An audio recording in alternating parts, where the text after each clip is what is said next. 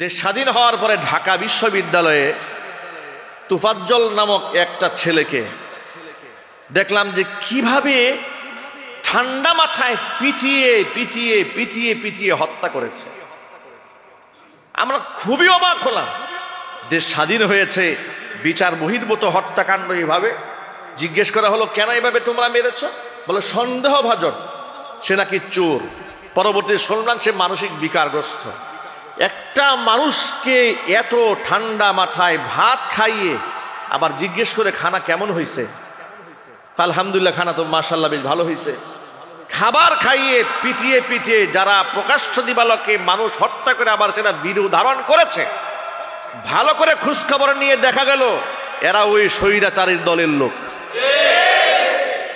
বিগত জীবনে আমরা দেখেছি ওই বিশ্বজিৎকে যারা কুপিয়ে হত্যা করেছিল ওরা ওই স্বৈরাচারের দলের লোক। নাম দিয়েছ মুসলমানদের, ওরা বিভিন্ন জায়গায় ঘাপটি মেরে বসে আছে। আমাদের বার্তা বড় স্পষ্ট, দেশ স্বাধীন হয়েছে, স্বৈরাচারী দেশ থেকে পালিয়েছে, কিন্তু ওদের পেটাত্তারা কিন্তু দেশ ছেড়ে পালায় নাই। ওরা কিন্তু বিভিন্ন জায়গার মধ্যে মানুষ খুন করতে পারে, ত্রাস সৃষ্টি করতে পারে। আপনাদের চৌকান্না থাকতে হবে, এই বাংলাদেশের মধ্যে যদি বিচার বহির্ভূত আর কোনো হত্যাকাণ্ড ঘটে এর কঠিন জবাব দেওয়া হবে, যেটা বলেন ঠিক কিনা। সুতরাং যারা এই অন্যায়ের সাথে জড়িত, ইতোমধ্যে 5 জন গ্রেফতার হয়েছে শুনেছি।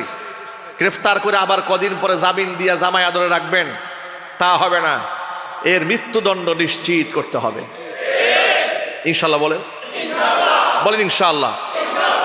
আল্লাহ পাক দায়িত্বশীলদেরকে বুঝা। যে কথা বলতে গিয়ে এতগুলো কথা বলে ফেলেছি, যে দেশের শিক্ষাঙ্গনের মধ্যে যদি ইসলাম থাকে তাহলে এই ধরনের কাজ কোনো দিন হতো না। ঢাকা বিশ্ববিদ্যালয়ে, প্রাচ্যের অক্সফোর্ড খ্যাত এই বিশ্ববিদ্যালয়ে এই অমানুষ কেন তৈরি হয়েছে? একটা বিশ্ববিদ্যালয়ে পড়ুয়ার ছেলের মগজ থাকবে দেশের সর্বোচ্চ লেভেলের, আর আইকিউ থাকবে সবচেয়ে প্রখর, সবচেয়ে মেধাবী ছাত্র তো বিশ্ববিদ্যালয়ে পড়ে।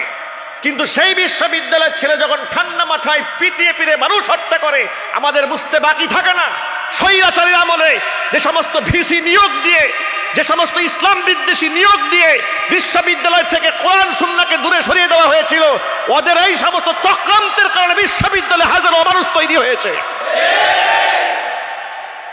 শুধু বিশ্ববিদ্যালয়ের মধ্যে সোনার ছেলেরা থাকে না, সেখানে অসংখ্য মানুষ তৈরি হয়েছে। কারণ এই বিশ্ববিদ্যালয়গুলোর মধ্যে কোরআনের চর্চা হয় নাই, ইসলামের চর্চা হয় নাই। সেখানে কি হয়েছে? সেখানে শিখ সম্প্রদায়ের গুরু নানকের তলোয়ার মিছিল হয়েছে। রমজান মাসে অসুবিধা হয় নাই, কিন্তু কোরআন তেলাওয়াতের মধ্যে বাধা এসেছে।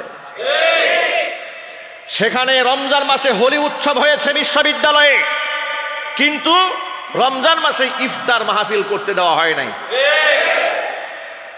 সলিমুল্লাহ মুসলিম হলের নাম থেকে মুসলিম শব্দ বাদ দিয়ে নাম রাখছে সলিমুল্লাহ হল, মুসলিম শব্দ বাদ দিয়ে দিয়েছে। মানে মুসলিম এই শব্দের উপরে এদের অ্যালার্জি ছিল, আক্রোশ ছিল। শুধু কি তাই, এই মুসলিম হলের 16টা বছর পর্যন্ত আজান দিতে দেয় নাই মাইকে। এগুলা কি মিথ্যা কথা বলছি আপনাদের সামনে? একটু জুড়ে বলেন না আপনারা। মসজিদে নগর ঢাকা শহর, অলিতে গলিতে মসজিদ। এই আম্বরশা শাহী জামি মসজিদের কত ঐতিহ্য, শত শত বছর পার হয়ে গেল, মাইকে আজান হচ্ছে। আর ঢাকা বিশ্ববিদ্যালয়ে মুসলিমদের ট্যাক্সের টাকায় মুসলমানদের ওয়াকফকৃত জায়গার মধ্যে তৈরি হয়েছে ঢাকা বিশ্ববিদ্যালয়। সেখানে 16 বছর ওদের নাকি ঘুমে ডিস্টার্ব হয়, এই জন্য আজান দিতে দেয়। আপনারা মনে করেছেন ওদের পতন এমনি হয়েছে? যে লাঞ্ছনা গঞ্জনা আল্লাহ ওদের গলার মধ্যে তুলে দিয়েছে, পৃথিবীর ইতিহাসে ফেরাউন আর নমরুদের এত লাঞ্ছনা হয় নাই। সুতরাং এগুলো হয়েছে একমাত্র ইসলামের সাথে তাদের এই বৈরিতার কারণে, কোরআন সুন্নাহ বিদ্বেষিতার কারণে হয়েছে। যে কথা বলতে চেয়েছিলাম সেটা হলো, টেলিভিশন টকশো থেকে শুরু করে সর্বত্র নাস্তিকদের ছড়াছড়ি ছিল, আনাগোনা ছিল, যার দরুন ইসলামে কৃষ্টি কালচারগুলো এই জমিনের মধ্যে ফুটে ওঠে নাই।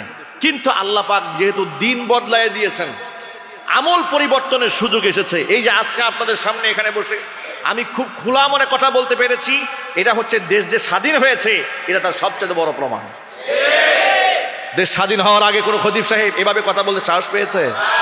চিৎকার দিয়ে বলেন পেরেছে? মিম্বার তো দূরের কথা, মোবাইলে পর্যন্ত লিখতে সাহস পায় নাই, কথা বলতে সাহস পায় নাই। সুতরাং দেশ যে স্বাধীন হয়েছে এর বড় প্রমাণ হচ্ছে মসজিদের মিম্বারগুলো আবাদ হয়েছে, আজাদ হয়েছে, স্বাধীন হয়েছে, কথা বলতে হবে, ঠিক কিনা? এই আজাদি ধরে রাখতে হবে, এই সমাজ ভালো হবে, এই সমাজ সুন্দর হবে, এই সমাজকে আমরা ইসলামিক একটা রূপরেখার মধ্যে ফিরে আনতে চাই। আমরা পারবো না ইনশাল্লাহ? বলুন না, পারবো না ইনশাল্লাহ? রাসূলের আদর্শ সর্বত্র বাস্তবায়ন করতে হবে। যে কথা বলে এত লম্বা কথার দিকে চলে গিয়েছি সেটা হলো, আমার মায়েরা যদি বাচ্চাকে দুগ্ধ পান করান, প্রতি ফুটার মধ্যে একটা মানুষকে প্রাণ দিলে যে সওয়াব হতো আল্লাহ পাক সেই সওয়াব মায়ের আমলনামায় দান করেন। এই কথা যারা বিশ্বাস করবে তারা তো আর সন্তানকে দুগ্ধ থেকে মাহরুম করবে না। এমনকি কিয়ামতের ময়দানে এই সমস্ত সন্তানদের কারণে মায়েরাও জান্নাতি হবে, সন্তানদের কারণে পিতারাও জান্নাতি হবে।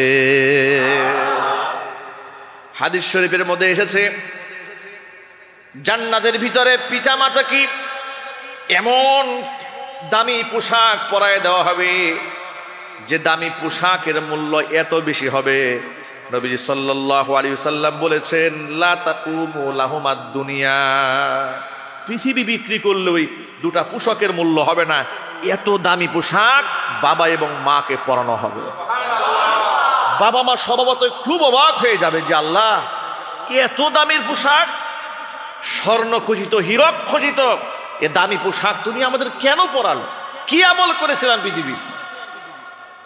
এমন সময় আল্লাহর পক্ষ থেকে ফায়ুকালু লাহুমা, জবাব দেওয়া হবে, বিআখদি ওয়ালাদিকুমাল কোরআন, তোমাদের সন্তান নানা কোরআন পড়েছিল? বলে হ্যাঁ।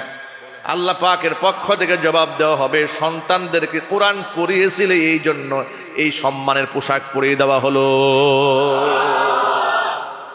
সুতরাং আমাদের সন্তানদেরকে কোরআন পড়াবো। নবী করিম সাল্লাল্লাহু আলাইহি ওয়াসাল্লামের জীবনী সিরাত এটা প্রত্যেকটা সন্তানের মধ্যে যেন চলে আসে। আমল আখলাকে চরিত্রে প্রত্যেকটা জায়গার মধ্যে দেখে যেন মনে হয় এটা একজন মুসলমানের সন্তান। সিরাতে, সুরাতে, লেবাসে, পোশাকে সর্বত্র মুসলিম পরিচয় থাকতে হবে। আজকে আমাদেরকে বোঝানো হয়েছে রাজনীতির মাঠে ধর্ম নাই, আমাদেরকে সবক শোনানো হয়েছে, বাচ্চাদেরকেও সবক শোনানো হয়েছে, হুজুররা মসজিদে নামাজ পড়বে, ইমামতি করবে, কিন্তু খবরদার রাজনীতির কথা বলবে না, এমন কথাও কিন্তু বলা হয়। আমার প্রশ্ন হচ্ছে, রাজনীতির সঠিক কথা যদি আলেমরা না বলেন তোমরা সংশোধন হবে কেমনে? ঠিক কিনা বলেন? কোন আলেম তার এই কথা বলে না, ভাই আমারে ভোট দেন, কেউ বলে? জোরে বলেন, বলে? আমি কোনোদিন বলবো যে আমারে ভোট দেন? না, আমি এটা বলবো না। আমি আপনাদেরকে বলবো যারা কোরআন সুন্নাহর এগুলাকে মান্য করে আপনারা তাদেরকে সমর্থন করেন। ঠিক কিনা বলেন? একটা আলেম তো এটাই বলবে, আল্লাহর কোরআনের কথাই বলবেন, রাসূলের হাদিসের কথাই বলবেন। কারণ এই সমাজ যদি কোরআন এবং সুন্নাহ দিয়ে চলে তাহলে সমাজের মধ্যে শান্তি আসবে, শৃঙ্খলা আসবে, হত্যা বন্ধ হবে, ধর্ষণ বন্ধ হয়ে যাবে, খুন রাহাজারি সব বন্ধ হবে, ইসলাম চালু হয়ে যায়। সুবহানাল্লাহ। হত্যার মতো জঘন্য পাপ একটা মুসলমান কেমনে করে আমার তো মাথায় ধরে না। ভালো করে শোনেন, হত্যার মতো এত বড় একটা অপরাধ কি মনে হয় হত্যা ছোটখাটো অপরাধ? যদি বলেন আপনারা, হত্যা কি ছোট অপরাধ? আল্লাহ পাক কোরআনে বলেছে, মান কাতালা নাফসান বিগাইরি নাফসিন আও ফাসাদিন ফিল আরদ ফাকান্নামা কাতালান নাসা জামিআ। একটা মানুষের জীবনের মূল্য এত বেশি, অন্যায়ভাবে একটা মানুষকে কেউ যদি মারে সেজন্য একজন মানুষকে হত্যা করেনি, গোটা পৃথিবীর সমস্ত মানুষকে সেজন্য মেরে ফেলেছে। এটা আমি বলেছি না, আল্লাহ বলেছেন? তাহলে আল্লাহর কোরআনের আয়াতের প্রতি বিশ্বাস আমাদের নাই? যদি বলুন নাই। এগুলা যদি বিশ্বাস থাকে তাহলে কি করে একটা মানুষকে ঠান্ডা মাথায় খুন করতে পারে? মানুষ খুনি হয় কি করে? যার দরুন আমরা দেখেছি এই আদর্শ যাদের মধ্যে আছে তারা খুনাখুনি করে না, রক্তপাত করে না, মারামারি করে না। আপনাদেরকে সহজে এক্সাম্পল দেই, বাংলাদেশের টেকনাফ থেকে তেঁতুলিয়া, রূপসা থেকে পাতুরিয়া পর্যন্ত হাজার হাজার কওমি মাদ্রাসা আছে না নাই? আরো জোরে বলেন। লক্ষ লক্ষ ছাত্র ছাত্রী আছে না না? কোন কওমি মাদ্রাসার মধ্যে অস্ত্র নিয়ে ধাওয়া পাল্টা দেওয়া আছে? একটু জোরে বলেন। ইতিহাস আছে? এই একই বয়সের ছেলেরা মেয়েরা ইউনিভার্সিটিতে পড়াশোনা করছে, এটাও শিক্ষাঙ্গন, এখানেও লেখাপড়া হচ্ছে। এখন আপনারা বলেন সেখানে অস্ত্র নিয়ে ধাওয়া পাল্টা দেওয়া আছে না না? দেশ স্বাধীন হওয়ার পরে সেখানে টর্চার সেল, ছাত্রদের টর্চার সেল পাওয়া গেছে। এমনকি এক একটা হলরুম থেকে সোনার ছেলেদের এইরকম হকি স্টিক, এরপরে চাইনিজ কুড়াল, পিস্তল, হ্যাঁ, হেলমেট, বোমা, কত কিছু পাওয়া গেল। অবাক কাণ্ড। অত সারা জীবন বুদ্ধিজীবীরা বলেছে মাদ্রাসা জঙ্গি তৈরির আস্থান। সারা জীবন দাড়ি টুপিদেরকে জঙ্গি তৈরির আস্তানা বলে গালি দিয়েছে। প্রমাণ হলো গোটা বাংলাদেশের কোন মাদ্রাসায় মানুষ মারার কোনো যন্ত্র নাই, অস্ত্র নাই, সরঞ্জাম নাই, ধাওয়া পাল্টা ধাওয়া নাই, খুনাখুনি নাই, কুপাকুপি নাই। এরা কেমনে জঙ্গি হয়ে গেল? আর সোনার ছেলেরা অস্ত্রে একেবারে পায়ের তলা থেকে মাথা পর্যন্ত অস্ত্রে শস্ত্রে সুসজ্জিত, প্রকাশ্যে রামদা নিয়ে ঘুরছে, পিস্তল নিয়ে ঘুরছে। এরা জঙ্গি না, এরা হচ্ছে সোনার ছেলে। এই ভণ্ডামি করে করে গোটা জাতির সাথে, আলেম সমাজের সাথে, মুসলমানদের সাথে, এদেশের তাকওয়াবান পরহেজগার মানুষের সাথে সবচেয়ে বড় বৈষম্য করেছে স্বৈরাচারীদের। আমি কি মিথ্যা কথা বলেছি? অসত্য বলেছি? সুতরাং কেন হয় না মাদ্রাসা? এগুলো মাদ্রাসা এই জন্য হয় না, মাদ্রাসাতে এই আয়াতটা পড়ানো হয়। এটা মানুষ হত্যা করলে কত বড় গুনাহ হয়, এটা বাচ্চারা পড়াশোনা করে। সুবহানাল্লাহ। আচ্ছা, এই আমবর্ষা এখানে মাদ্রাসা আছে না? জোরে বলেন। একেবারে ইফতা পর্যন্ত মাদ্রাসা আছে। আলহামদুলিল্লাহ বলেন। এই যে শত শত ছাত্ররা পড়াশোনা করছে, মুফতি হচ্ছে, মুহাদ্দিস হচ্ছে, আলেম হয়ে বের হয়ে যাচ্ছে, এই পর্যন্ত আপনাদের চোখের সামনে তারা বড় হয়েছে। কয়টা সন্ত্রাসী এখান থেকে বের হয়েছে? জোরে বলেন। কতবার খুনাখুনি হয়েছে? কতবার ধাওয়া পাল্টা দেওয়া হয়েছে? কতগুলা মাদকের চুরাচালান এখানে পাওয়া গেছে? কোন গাজার আড্ডা, তাসের আড্ডা, বোমার আড্ডা। তারপরেও কি করে তারা বলেছে মাদ্রাসাগুলো জঙ্গি তৈরির কারখানা? কেন বলেছে? কি উদ্দেশ্যে বলেছে? উদ্দেশ্য একটাই, যাতে করে নিজের দোষ অন্যের কাজের উপরে চাপাই দিয়া মাজলুম জনগোষ্ঠীর উপরে জুলুম এবং নির্যাতনের স্টিম রোলার চালিয়ে দেওয়া যায়, যাতে করে এই দেশের মানুষেরা সন্তানদের মাদ্রাসায় পড়াতে না চায়, যাতে করে এই দেশে ইসলামিক রেভলিউশন তৈরি না হয়, ইসলামের বিপ্লব যেন না ঘটে। আপনি যেন হতাশ হয়ে যান, আপনি যেন কথায় কথায় বলতে পারেন তুই তো মৌলবাদ, তুই তো জঙ্গি, আমার সন্তানকে মাদ্রাসায় পড়াবো না, সে তো সন্ত্রাস হবে। এটা যেন এই বীজ আপনার কলিজার মধ্যে ঢুকায় দেওয়ার জন্য ওরা বুদ্ধিজীবীদেরকে দিয়ে ওরা খাতায় লিখিয়েছে, পত্রিকার পাতায় ছাপিয়েছে, মিডিয়াতে প্রচার করেছে। এই সমস্ত নাটক সব ছিল ওদের ধান্দাবাজি, ইসলামকে ধ্বংস করে রাজত্ব কায়েম করার পাই তারা ছাড়া আর কিছুই ছিল না। কিন্তু মনে রাখবেন, মাদ্রাসার সন্তানেরা গাঁজা খায় না, ইয়াবা সেবন করে না।